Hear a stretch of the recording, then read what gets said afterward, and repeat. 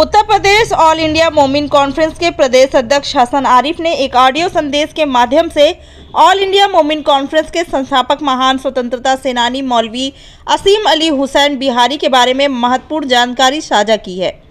इस ऑडियो में उन्होंने बताया कि कैसे ऑल इंडिया मोमिन कॉन्फ्रेंस एक मजबूत और प्रभावशाली संगठन रहा है और इसकी मजबूती को बनाए रखने के लिए क्या प्रयास किए जा रहे हैं। साथ ही दोबारा फिर से राष्ट्रीय अध्यक्ष फिरोज अंसारी के नेतृत्व में इसको मजबूत बनाने का प्रयास किया जा रहा है।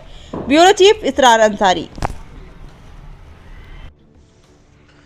मैं ऑल इंडिया मोमिन कॉन्फ्रेंस बोल रहा हूँ।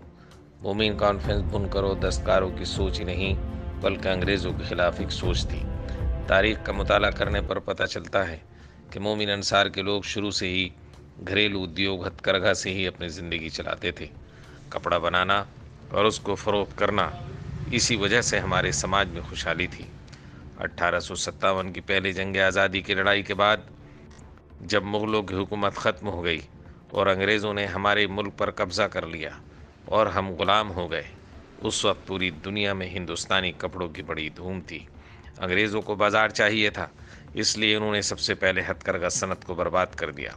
हमारे बनाए हुए कपड़ों पर भारी टैक्स लगा दिए गए, हमारे घरेलू उद्योगों को ख़त्म कर दिया गया, करघों को जलाया गया, हमारे माहिर कारीगरों के अंगूठे भी काटे गए। फिर अंग्रेज़ों के बनाए हुए कपड़ों की आमद हमारे मुल्क में भी होने लगी। 1918 में अंजहानी जनाब मौलाना अली हुसैन आसिम बिहारी साहब ने बंगाल के कलकत्ता में ऑल इंडिया मोमिन कॉन्फ्रेंस की बुनियाद डाली। रफ्ता रफ्ता ये तंजीम एक सियासी पार्टी बन गई। उस वक्त मुल्क के हालात बड़ी तेज़ी से बदल रहे थे। आज़ादी की तहरीक ज़ोर पकड़ रही थी। हमारे कायदों ने मौके की नज़ाकत को समझा और पूरे मुल्क में बिरादरी को बेदार कर आज़ादी की तहरीक में कूद पड़े। मुल्क में हुए आम इलेक्शन में हमने कांग्रेस पार्टी के साथ मिलकर बिहार प्रदेश में अपनी सरकार बनाई। हमारे उस वक्त के मरकज़ी सदर जनाब मरहूम अब्दुल क़य्यूम अंसारी साहब को कैबिनेट मिनिस्टर बनाया गया। मुल्क में जब बंटवारे की बात चली तो ऑल इंडिया मोमिन कॉन्फ्रेंस ने उसकी मुखालफत की। तारीख़ शाहिद है कि दिल्ली में पार्लियामेंट की सड़कों पर 70,000 मोमिनों एहतजाज कर कहा था कि ये मुल्क हमारा है, हम कहीं नहीं जाएंगे, यहीं पैदा हुए हैं और यहीं मरेंगे। और आवाज़ दी थी पाकिस्तान जाने वालों को कि रुक जाओ पाकिस्तान जाने वालों, तुम्हें आवाज़ देती हैं दिल्ली की जामा मस्जिद की मीनारें, तुम्हें सदा देता है आगरे का ताजमहल।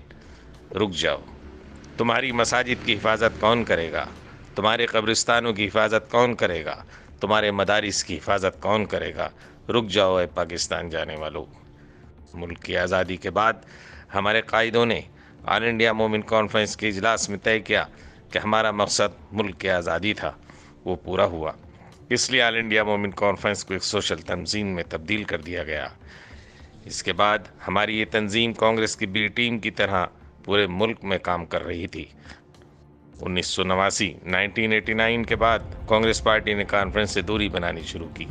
नतीजा ये हुआ कि बिरादरान अंसार भी उससे दूर होता चला गया और कांग्रेस पार्टी को कुछ सूबों में अपनी सरकार बनाना एक ख्वाब बनकर रह गया। यह हकीकत है कि किसी भी कौम वो बिरादरी की खुशहाली व तरक्की का रास्ता ईमानी सियासत और इक़्तिदार से ही गुज़रता है। मौजूदा हालात का तकाज़ा है कि बिरादरान अंसार ज़माने की रफ्तार और अपने आप पर गौर करे कि वो कहाँ खड़ा है। आपसी इख्तलाफात ने सफ़े सियासत से अलग कर दिया। सियासी तौर पर हम बेवज़न हो गए। हालात ये हैं कि 2024 के आम पार्लियामेंट के इलेक्शन में किसी भी नेशनल पार्टी ने हमारे किसी भी नेता को टिकट तक नहीं दिया और कोई हमारी सिफारिश करने वाला भी नहीं है। वो कौम क्या तरक्की करेगी जिसकी सत्ता में भागीदारी न हो।